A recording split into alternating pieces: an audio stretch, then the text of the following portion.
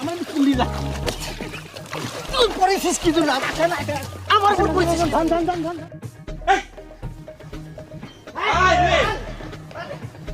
আরে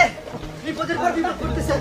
এই তুই এখন তুই হাতে করে নাড়ছিস কি জন্য ওখানে ফালা দে এই জন্য কইছিলাম বড় জোতা দিয়ে কোনো কাজ হবে না ফিট তো তাহলে পরে আসতে পারতাম একখান হারাইতো না এখন তুই তে দোষ তাই না নিজের কোনো যুক্তা নাই এই শালা তো করে সবার জন্য আমার সর্বনাশ লোকসান হয়ে গেল